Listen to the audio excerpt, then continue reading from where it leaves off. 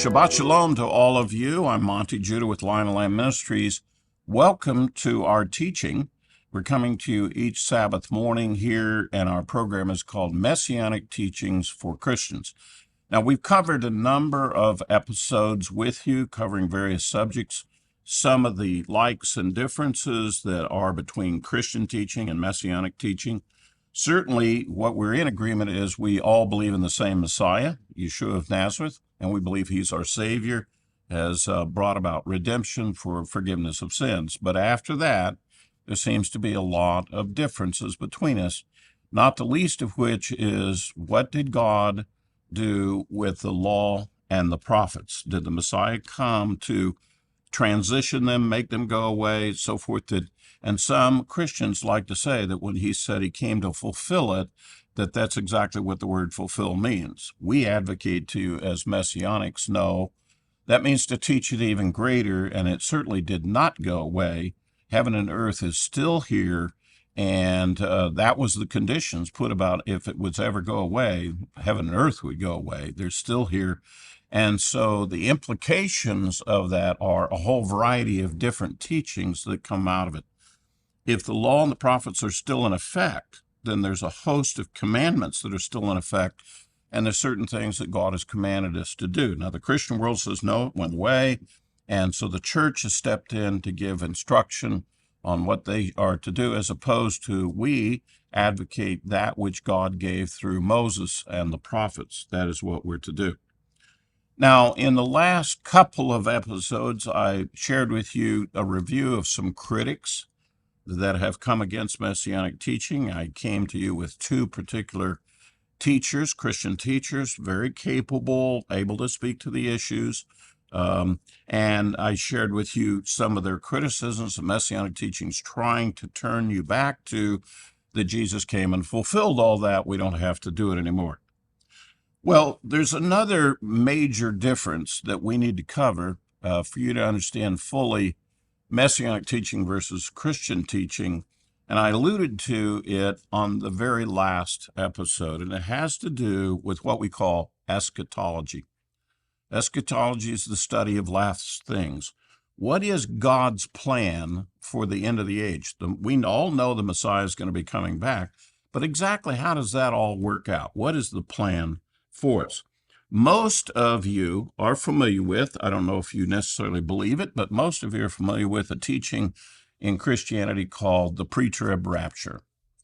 They believe there will be this sudden catching up of the church, of the believers, and the Messiah with the resurrection of the saints, and they'll all go up into heaven, and then here on the earth we're going to have some events called the Great Tribulation, and Israel and other things will be happening down here for it. That is their main idea about what's supposed to be happening at the end of the age when we talk about eschatology.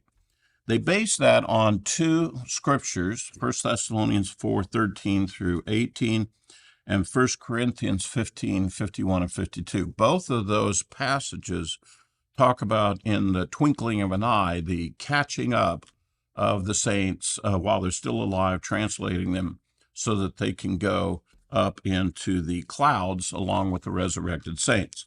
Now, what precedes that, what happens after that, that comes up for speculation, but there's a lot of believers that believe in this sudden pre-trib rapture. In fact, many of them will advocate right now that it could happen at any moment. Some say, no, it will actually happen just before a 7-year tribulation. Some say, no, it'll be in the middle of the tribulation. Some say, no, it will be at the end of the tribulation. Some say there is no tribulation, there is no millennium, and there is no rapture. Whatever, Christianity has a lot of different views on it, but amongst evangelicals, the subject of the coming of the Lord is most generally accepted as a sudden, imminent rapture, the return of the Lord. He comes down to the clouds, and suddenly we're caught up with the Lord at that. That is not the teaching of Messianics. Messianics do believe the Lord will be coming back. We do believe in the resurrection, and we believe that in conjunction with the resurrection, there will be some people still alive on the earth when the resurrection takes place, and they will be caught up with those in the resurrection. But the emphasis with Messianics is about the resurrection. It's not about the rapture and then, oh, by the way, some other people get resurrected. No, the way those scriptures, it talks about the resurrection is taking place, and then some people that are still alive are caught up with them. There's a complete different emphasis on the actual event of the catching up. But more importantly, and that's what I really want to spend some time sharing with you about the whole subject of eschatology, Messianics believe God to have a completely different personality and character from what a lot of Christians have to do with, and based on what you believe about God in this regard determines how your eschatology is going to work out. Let me explain. If you're going to believe in a pre-trib rapture, then you're going to believe there's a moment somewhere in time that nobody knows about in which God says, let's do it. And let's gather everybody up. And that God does this at a random moment. Maybe the Father knows about it, but as far as the whole come off, God is giving us the signal. He's going to do it at any moment, as though God is impulsive and God doesn't really have a detailed, specific plan. He certainly hasn't shared the plan with us about it, and so that's what they believe about God. We don't believe that about God. Messianics see God and the way he's worked with mankind all of the time that we've had the record of God working with mankind. God has a plan. God works to that plan. He had a plan for creation. He has a plan for redemption. By the way, he has a plan to restore all things to himself. And he has a plan that is shared with us all through the scripture. And the Torah tells us a lot about the plan that God has for the end of the ages, for the subject of eschatology. Now, Christians would like you to know, no, you can't know the plan.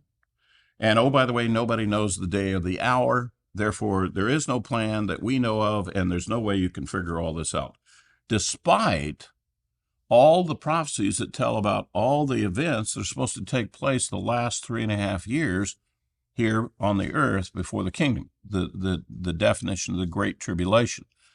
But Christians look at that and they say, well, that doesn't apply to me, so I can ignore it. I don't have to know that.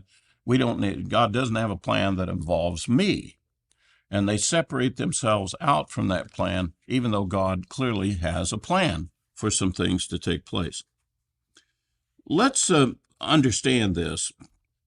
Let's start with where we're in agreement. We are mortals, and in this mortal body, we're going to die. Most of us are going to get old enough, sick enough, whatever, we're going to die. But we do believe in the resurrection. We believe that God has the power, and because of our faith in him and his promise of eternal life, he's going to raise us from the dead. We will be resurrected. And we believe that we'll live with the Lord in his kingdom in some way, shape, or form. With that as agreement, we also need to go back and understand, how does God present not only that plan, that picture of those goals, but how has he in the past operated with mankind? When he went to do something, did he have a plan for that? And did he reveal the plan and so forth? Because if you can see that God has been doing that in previous generations, in previous millennia, well, it follows suit he'll be doing it here at the end of the age. Let me just give you a couple of simple things that come out of the study of eschatology if you take the whole Bible into account. Let me give you a couple of principles. Principle number one, what happens to the fathers will happen to the descendants. The stories of the fathers of Israel and the things that happened to our ancestors, they not only were they historical events, but they also foretold of what would be happening to their descendants. The stories of Abraham, Isaac, and Jacob, there's a big picture there about that's what's going to happen to all of the descendants of them. You can look at their life and examine, Abraham, for example, his neighbors referred to him, he was different.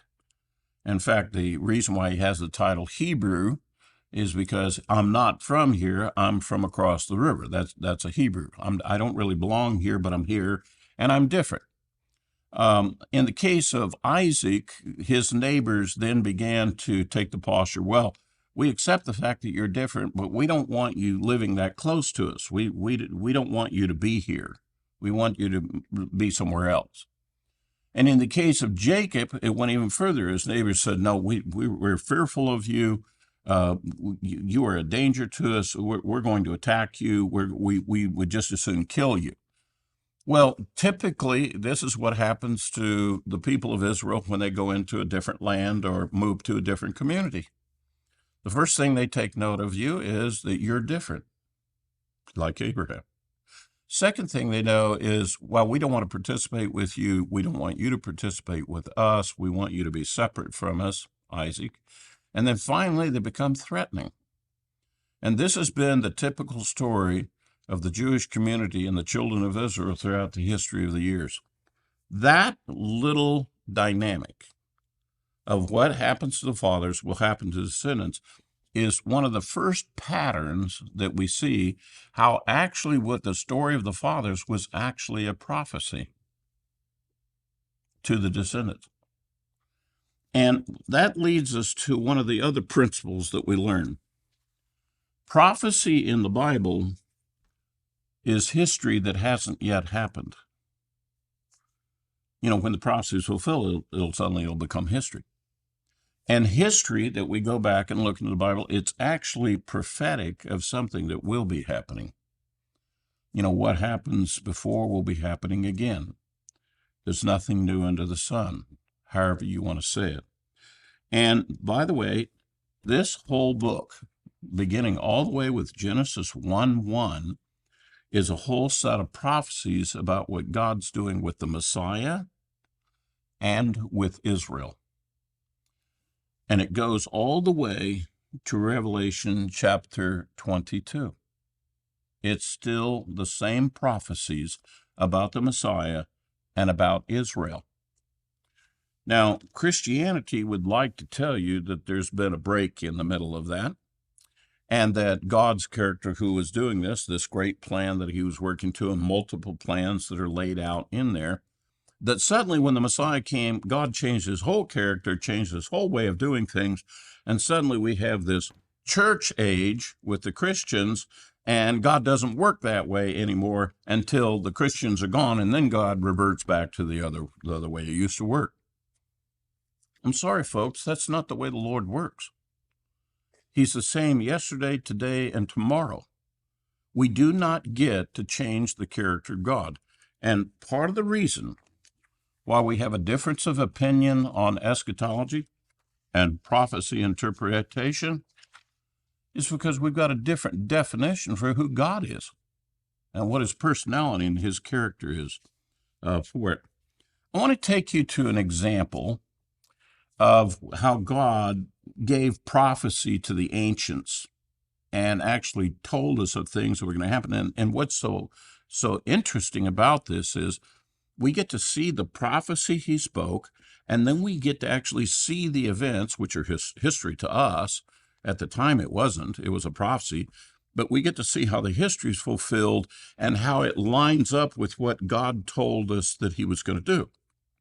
And we get to make a comparison between what God said and what actually is fulfilled. And this is very, very wise for us to do this because God's been doing a lot of this, and there's a whole lot of prophecies about the Messiah, not only his first coming, but his second coming.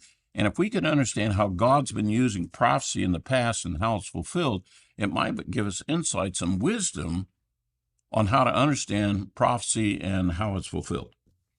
Let me take you back to a very interesting conversation that God had with our father Abraham. And this is in Genesis chapter 15. This is when God made covenant with Abraham, and he had told him to prepare some sacrifices, and 5 different sacrifices, and flayed them open. And he made this agreement with Abraham and his descendants that he would be the Lord, and they would be his people, and that he would bless them, and so forth. And he went further with Abraham to say to him at that time, and mind you, this is before he has the first descendant. This is when Abraham still doesn't even have Isaac yet.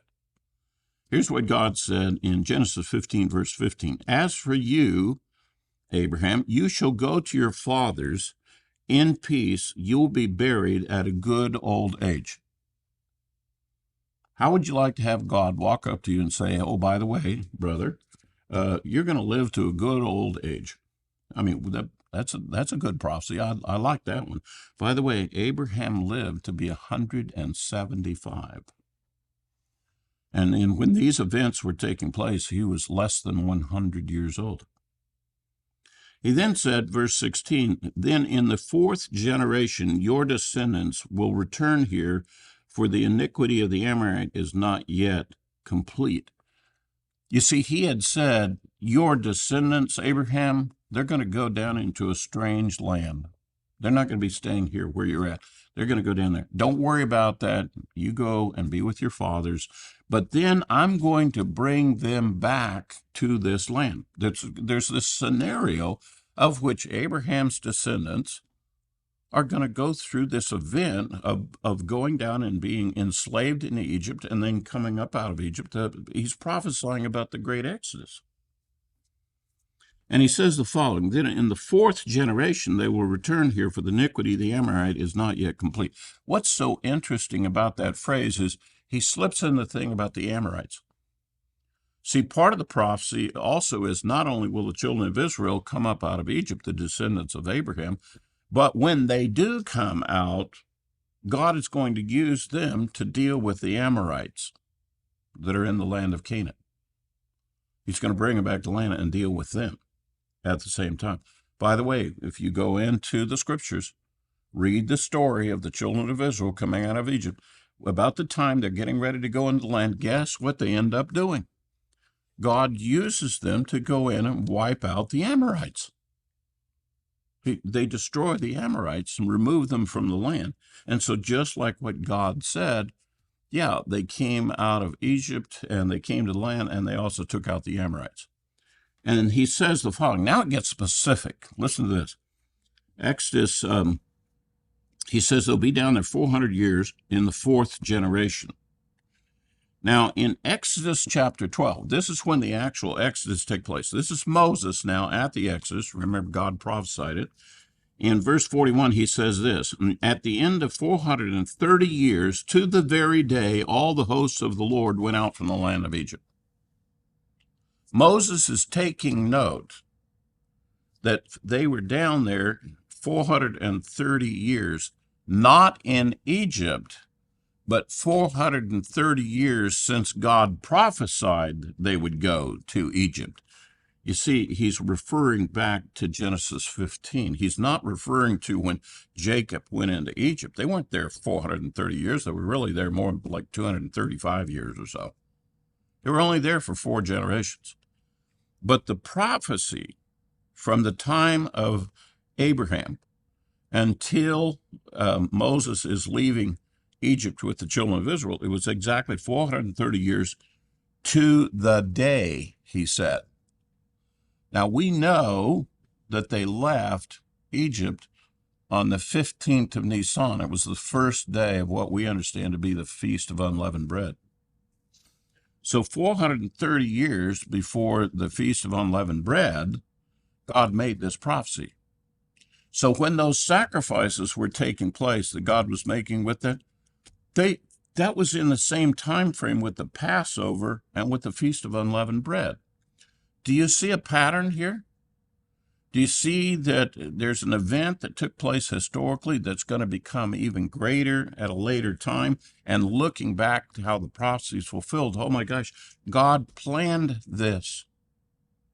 God planned for Abraham's descendants to go down to Egypt and come up at a certain time. He even planned not only when they went down, he planned on the day they came out.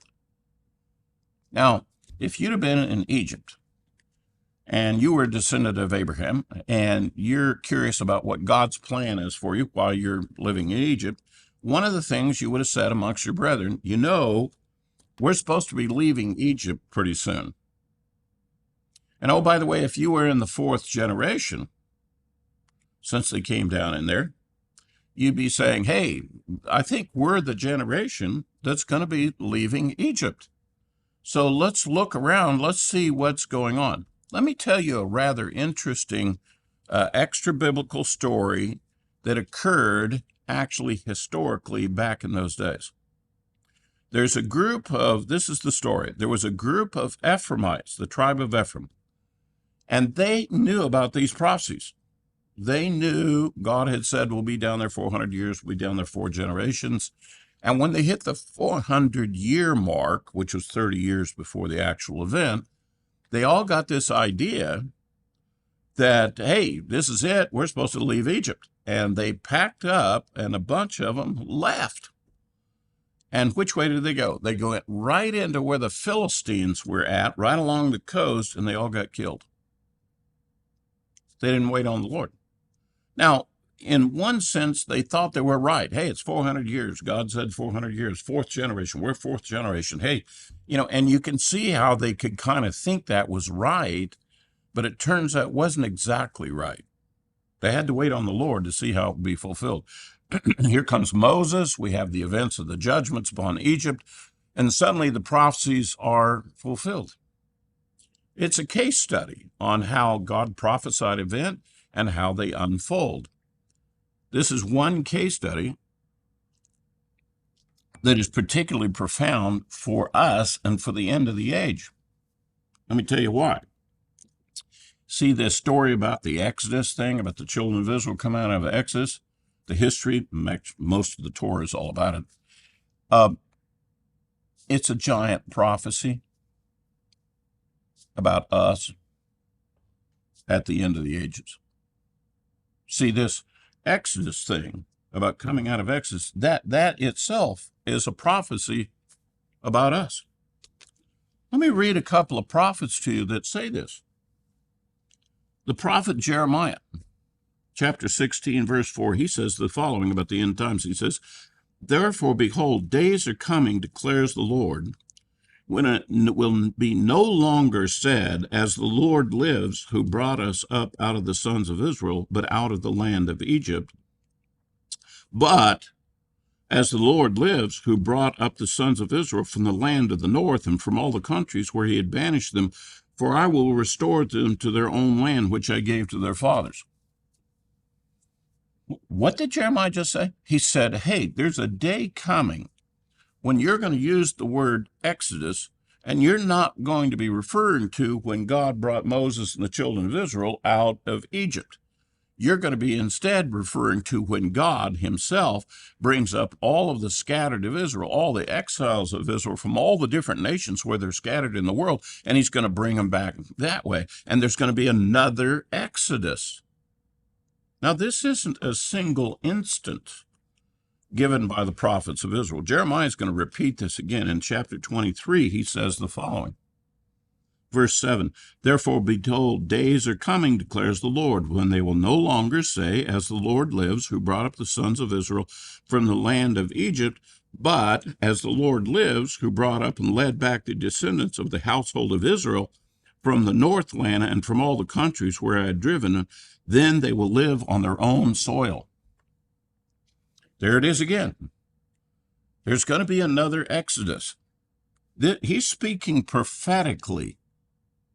He's speaking prophetically. And by the way, when Jeremiah said this, the house of Israel had already gone into captivity. So the question is, well, what happens to all those people? He said there's an Exodus coming in which all those people have been scattered. They're going to be coming back. In fact, here in Jeremiah 23, guess who, and I didn't read the verse, but guess who he says leads the people back? It's the Messiah. It's the Messiah that leads the scattered of Israel back from all of the different nations back to the land of Israel to live in the land of Israel. That's a completely different end time scenario than the church teaches. This one is in the scripture, and there's lots of verses on it. Those other two verses they've been using, they're just about the resurrection. These two verses are talking about what is the grand plan on how God is going to gather all of his people and what he's planning on doing with the rest of the world. If I could, let me take you all the way back to when Moses first started talking about this. See, Jeremiah is simply referring to a teaching that Moses gave. So go back to Moses, go back to the book of Deuteronomy, chapter 30, at the conclusion of the Torah. This is what Moses says to that final generation going into the promised land. So it shall be, when all these things come upon you, the blessing and the curse which I've set before you, and you call them to mind in all the nations where the Lord your God has banished you. Did you know that Moses prophesied the children of Israel would be scattered into all the nations? You know, he's the one that got them out of Egypt and got them over to be going. Did you know that he prophesied after they were in the land that they would be scattered into all the nations? That was part of God's plan. Now he's talking about the conclusion of the matter. After all of those things happen, after all those different generations have gone through it, that God intends when we suddenly call it to mind in all the nations. In other words, call it to mind? What does that mean? When you and I start looking at how God uses prophecy, when we start understanding that historical events are actually prophecies to us, what happens to the fathers will happen to the descendants. This is the great teaching of eschatology in this book. And what happened in the Exodus is a great story of what's going to happen to the last generation. Paul himself, in 1 Corinthians 10, says, now those things that happen in the wilderness, they are for our admonition, our instruction, upon whom will fall at the end of the ages.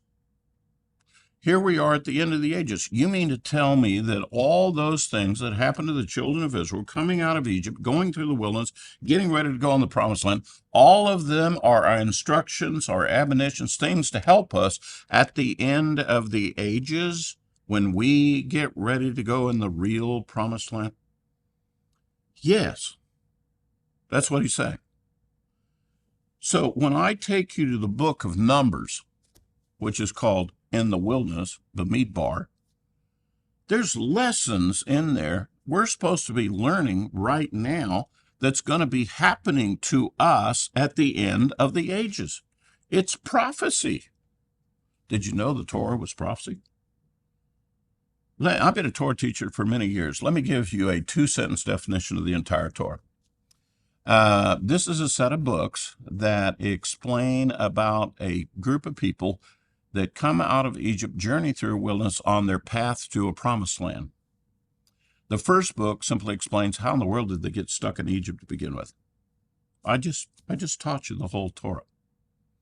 However, did you know that the events that take place there are also what's supposed to happen to the last generation? Did you know Moses made a conversation, spoke to the future last generation and told them that all these things that are prophesied in here about the last generation, that they will not pass away, that generation will not pass away until all of it is accomplished? That this book is about one generation that's in history, but it's prophesying to the last generation at the end of the ages. Now, that's a totally different way to view eschatology.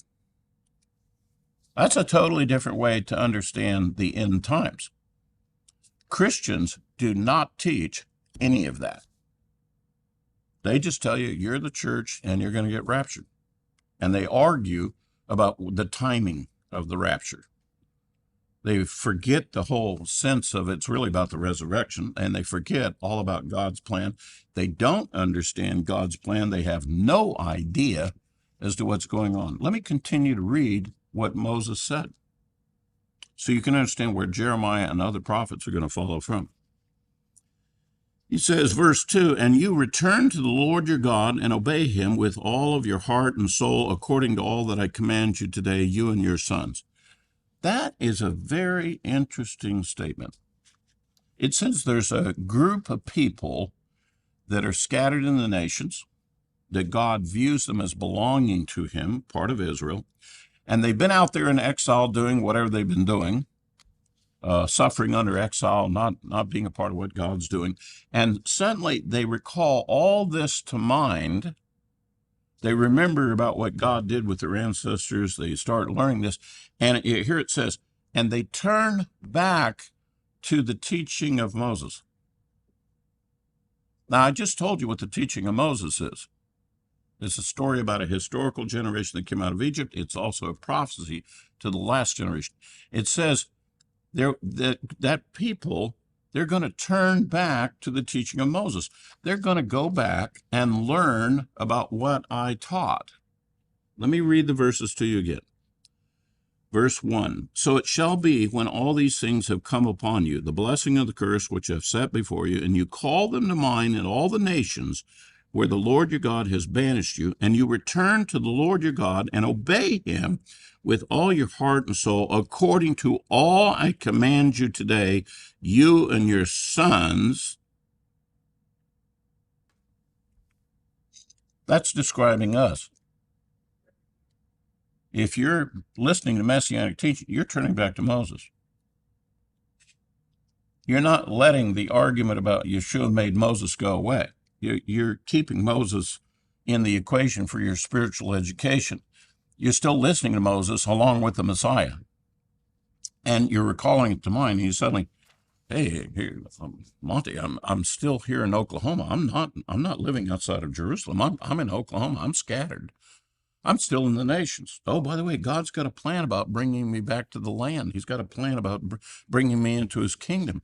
Wow, he's talking about me right here where I'm at right now, and I'm doing exactly what Moses said that I was to do. I've turned back to the teaching of Moses, and I'm learning to keep the commands of the Lord. And here's what else he says. Verse 3, then the Lord your God will restore you from captivity, have compassion on you, will gather you again from all the peoples where the Lord your God has scattered you.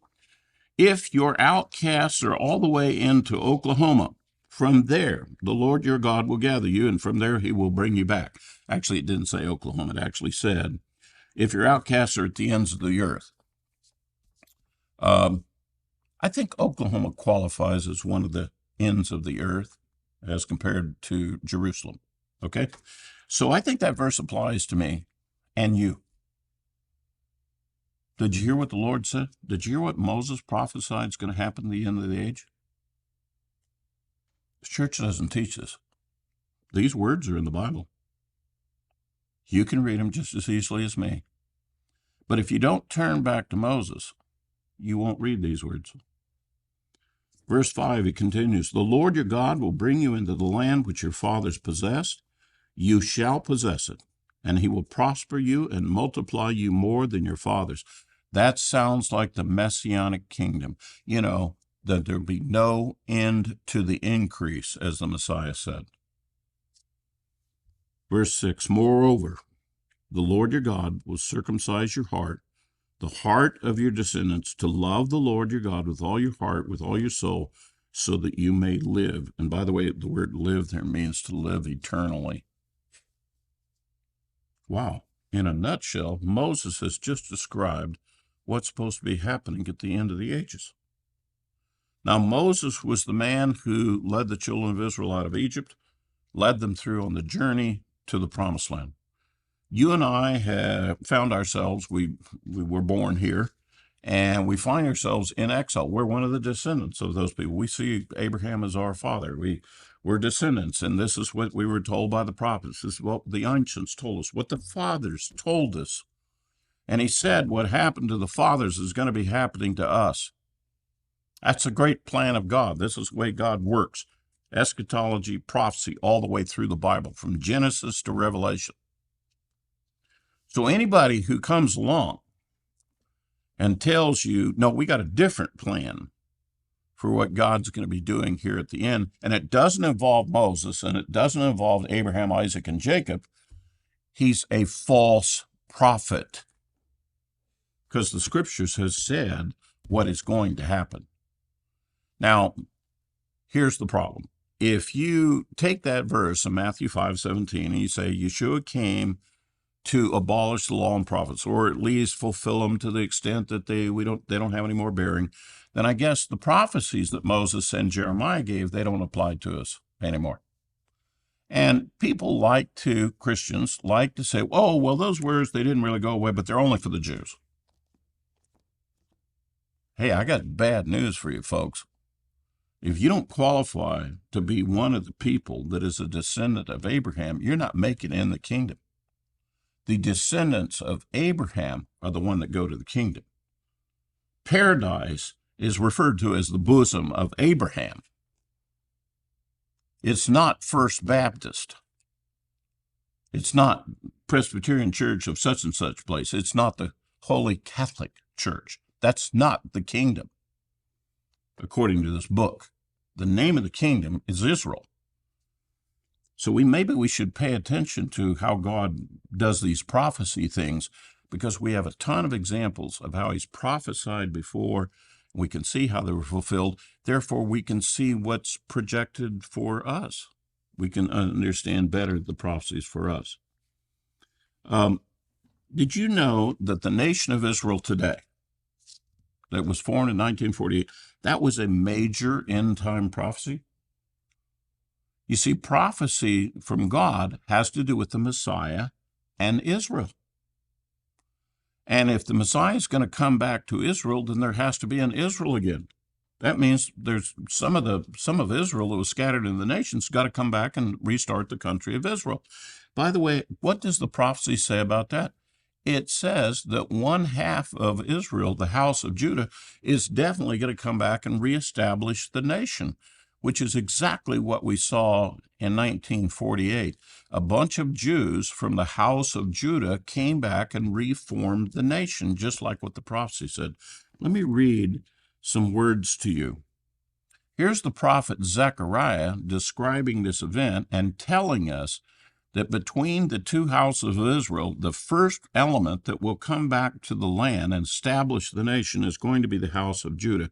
Zechariah chapter 12, verse 5, then the clans of Judah will say in their hearts, a strong support for us are the inhabitants of Jerusalem through the Lord of hosts, their God. And in that day I will make the clans of Judah like a firepot among pieces of wood, and a flaming torch among sheaves, so that it will consume on their right hand and on their left hand all the surrounding peoples, while the inhabitants of Jerusalem again dwell on their own sites in Jerusalem. The Lord also will save the tents of Judah first, so that the glory of the house of David and the glory of the inhabitants of Jerusalem will not be magnified above Judah. The prophecy said that the house of Judah, the Jews, are going to be the first step of the element of bringing the scattered exiles back from the nations, that there will be a nation of Israel formed again, and it will be the house of Judah that will establish it. Now, is it just exclusively for them, like some people say? No. The prophecy also goes on to say through Ezekiel on this same thing, it says, I'm going to take Judah, and I'm going to bring the other house, the house of Israel, the ones that are scattered elsewhere, and I'm going to bring them back, and they're going to join, and they'll become one in the hand of the Lord. This is from Ezekiel chapter 37. Verse 15, the word of the Lord came to me again, saying, and you, son of man, take for yourself one stick, write on it for Judah, and for the sons of Israel, his companions. Then take another stick, and write on it for Joseph, the stick of Ephraim, and all the house of Israel, his companions. Then join them for yourself one to another into one stick, that they may become one in your hand.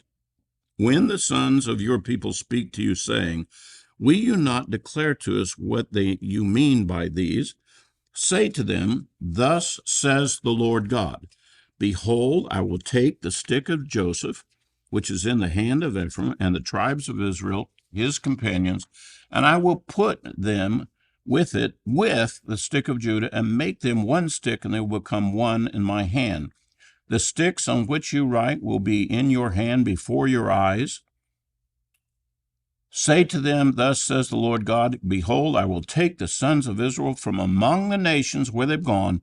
I will gather them from every side and bring them into their own land, and I will make them one nation in the land on the mountains of Israel. One king will be king for all of them. They will no longer be two nations, no longer be divided into two kingdoms. So let me summarize what God prophesied. He said, first, while you're all scattered in the nations, I'm going to take the house of Judah, the stick of Judah. I'm going to bring them back, and I'm going to set them up so that they're surrounded by enemies, but they will be a fire pot consuming their enemies on all sides. Look at the modern nation of Israel today, the house of Judah. And they have enemies to the north, enemies to the east, enemies to the south, and generally nations against them all over the world, and they're thriving and doing well. In fact, if you're one of the enemies of Israel, I would heartily recommend leave them alone because they will wipe you out. God said that the house of Judah would have that ability. They would be a fire pot amongst dry sheaves and wood, and they would burn the enemy. We see that today. That is the modern state of Israel. Zechariah properly prophesied that, and that's exactly how we see the Middle East today. But he also goes on further to say, once they're there, I'm not going to leave the house of Israel alone. I'm going to bring them too. And I'm going to bring them, and they're going to join with the house of Judah. There will be one nation, they'll have one king, and they will all dwell together in that land.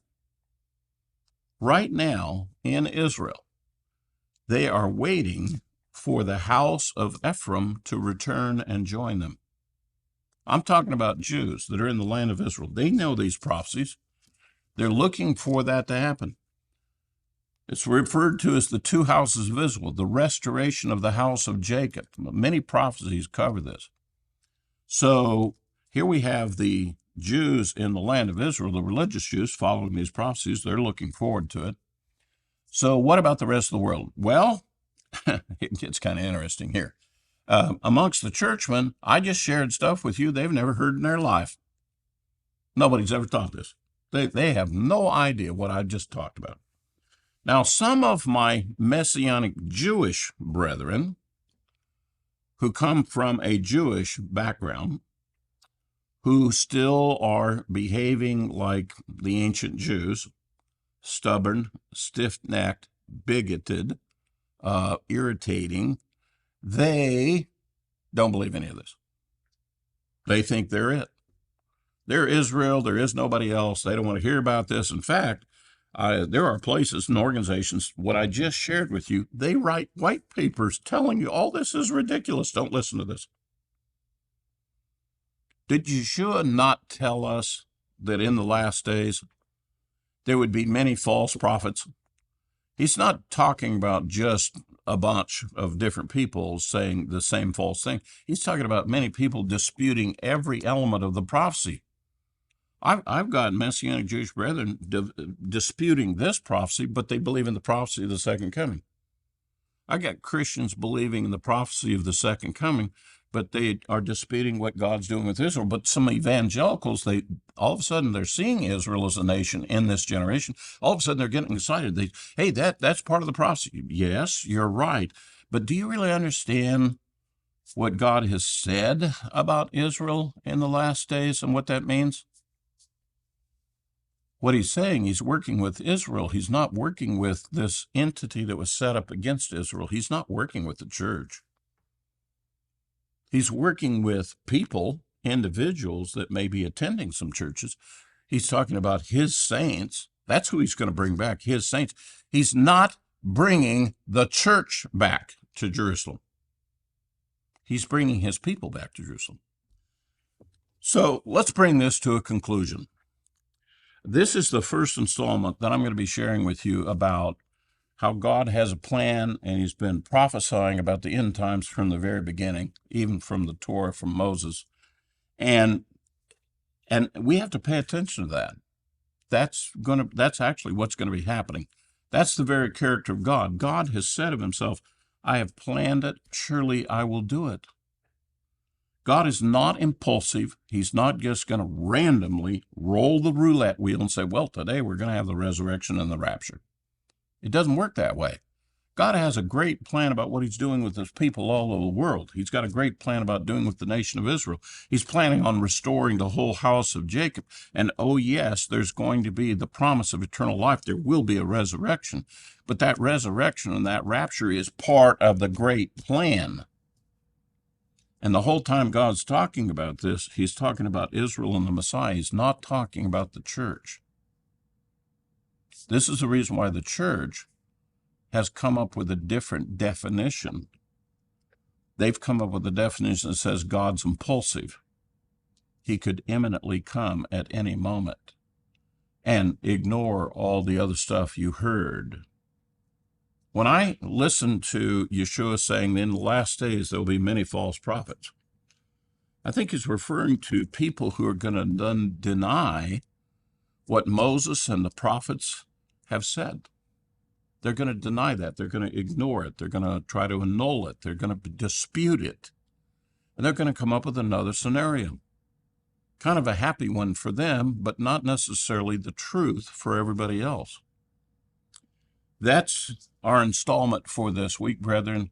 In the next coming episodes, we're going to get into some more detail, and I'm going to share with you God's great plan for us Messianics and what's going to happen in the world. Oh, by the way, if you're a Christian, you might want to hang on here. You're part of the plan too, whether you realized it or not. Shabbat Shalom.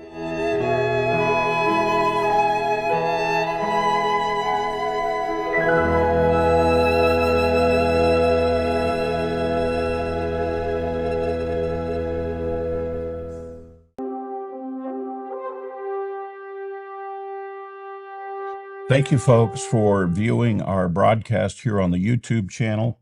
I'd like to remind you, if you could hit that like or subscribe button for it, it's very helpful to our organization. And again, thank you for viewing our broadcast.